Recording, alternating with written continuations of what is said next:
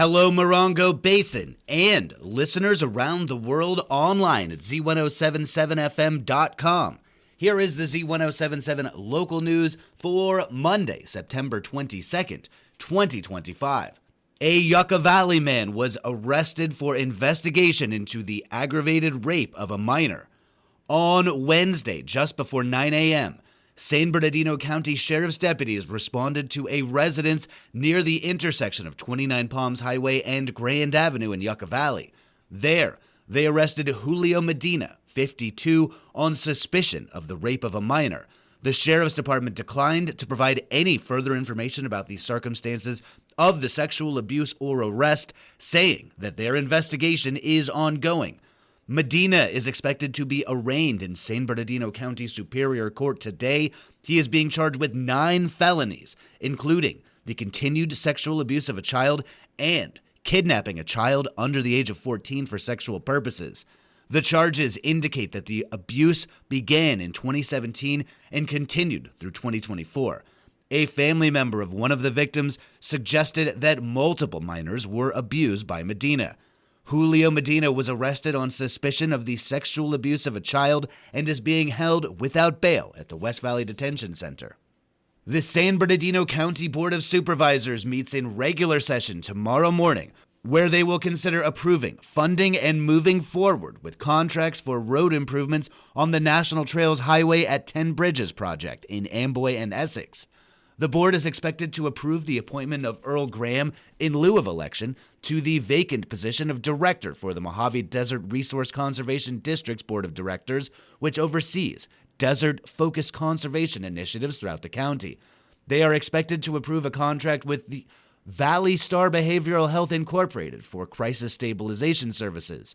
The contract is in the amount of $23 million and will provide health services through June of 2030. The board is expected to approve a non-financial interagency agreement to facilitate occupational and physical therapy services for the Morongo Unified School District. They are also expected to approve a lease renewal for office space at 56311 Pima Trail in Yucca Valley through 2029 for a total of just over $7 million.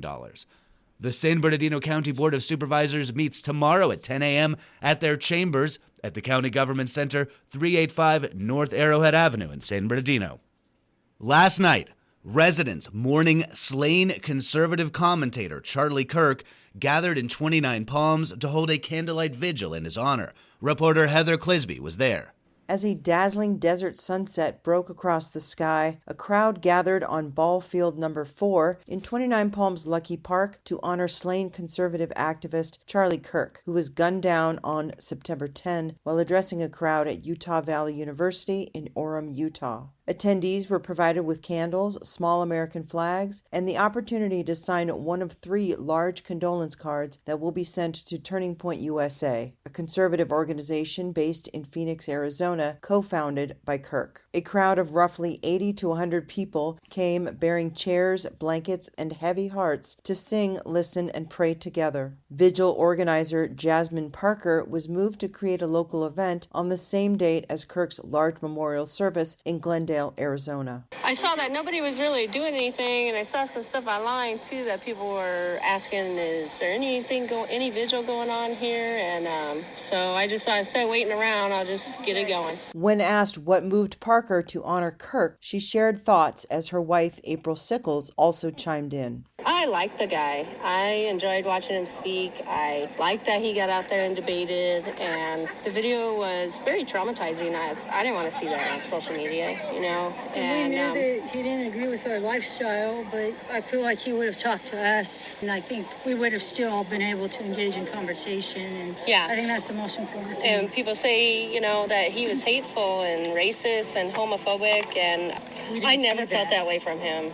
I felt like he was very open to speaking with anybody. I just felt like our hearts just felt led to do it. I don't know if that was from the Lord or what. As the event began, a recording of Kirk's voice came through the speakers in a montage of various speeches. What young people especially are screaming at is they say, give me a structure that I can live my life by. I have this idea to galvanize and motivate the future youth of this country. This is the greatest generational realignment since Woodstock. I want to be remembered for courage for my faith. That would be the most important. The most important thing is my faith. After thanking city leaders and the Set Free Church for helping arrange the event, Parker addressed the crowd. Thank Charlie for his sacrifice. It's horrible. I also want to say that my wife and I enjoyed watching Charlie. We felt very affected by his assassination.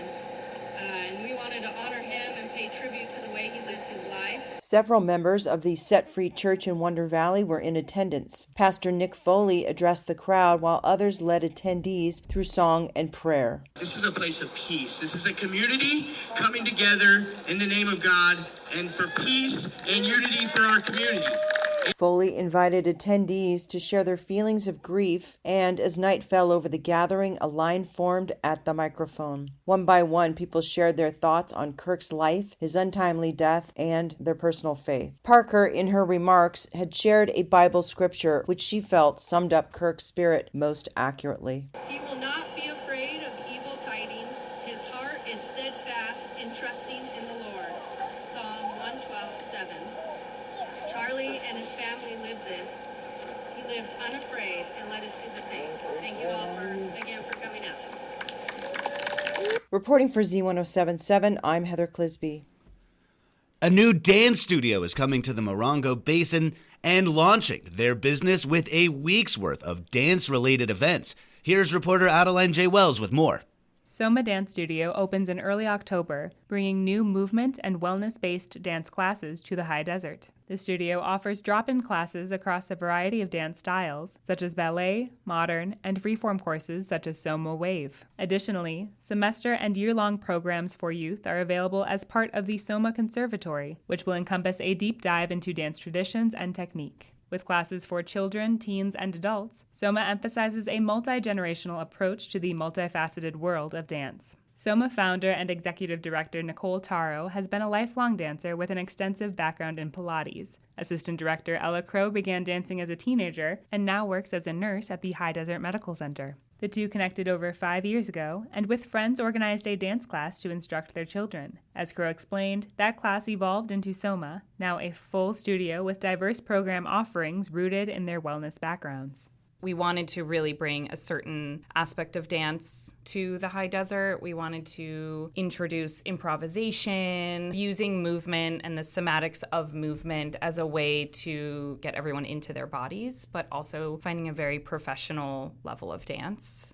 SOMA Dance Studio is currently operating from home yoga in Joshua Tree. Taro notes they have a team of movement educators from across the Morongo Basin who will each contribute their own techniques to the studio. We've been able to connect to some amazing teachers, artists, practitioners, and they're hopping on the bandwagon and providing courses and classes and experiences for folks that are interested. It has so much momentum behind it right now, and it feels really inspiring. Ahead of SOMA's studio opening on October 1st, Taro and Crow announced the start of SOMA 7, a week-long dance event throughout the high desert. Running from September 22nd through the 28th, the studio will offer $7 drop-in classes as an opportunity for the community to sample their program. SOMA is collaborating with other wellness studios, instructors, and venues for a week's worth of dance-infused programming. Events vary in style and scope, from yoga at Cedar and Sage to intro to pole at Desert Chrome, a burlesque night at the Copper Room, to dance parties at Tiny Pony and Mojave Gold. We've been really fortunate to have really seasoned and accomplished artists like Ryan Heffington and Miss Marquez coming up to host and facilitate classes. And then we're having a cinema night. We're trying to kind of cover all the basis of the ways that dance can be seen, heard, experienced. SOMA 7 is a way to call attention to the variety of dance, movement, and wellness opportunities that already exist throughout the high desert. Taro and Crow also highlighted Starstruck Dance Studio, which offers dance programs and competitive training in Yucca Valley. With SOMA, they look forward to adding new courses and expanding the dance scene throughout the community. It's been a dream of ours to create something out here that helps bring different styles of dance and different modalities to the high desert. And we're really excited now to get moving and integrate it into the community and bring everyone together. SOMA 7 runs from September 22nd through the 28th, with events spanning throughout the Morongo Basin. SOMA Studio officially opens its doors on October 1st. For information on classes and the SOMA 7 calendar, visit somadancewellness.com. Reporting for Z107.7, this is Adeline J. Wells. And finally, Chris Gubler of Gubler Orchids announced that King of the Hammers has donated 100 pre-sale general admission tickets to support the Morongo Basin Citizens Emergency Response Team. These discounted tickets will be available exclusively at the Orchid Festival for $50 each.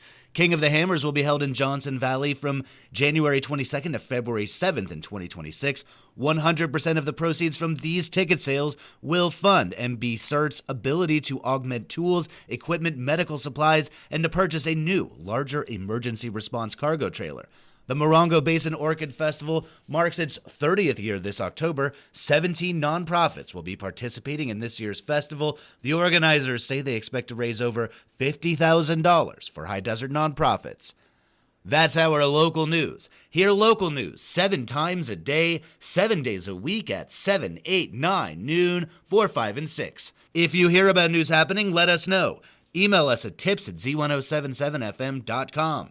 Reporting for the Morongo Basin News Leader, the award-winning Z107.7 Local News, I'm News Director Jeff Harmatz.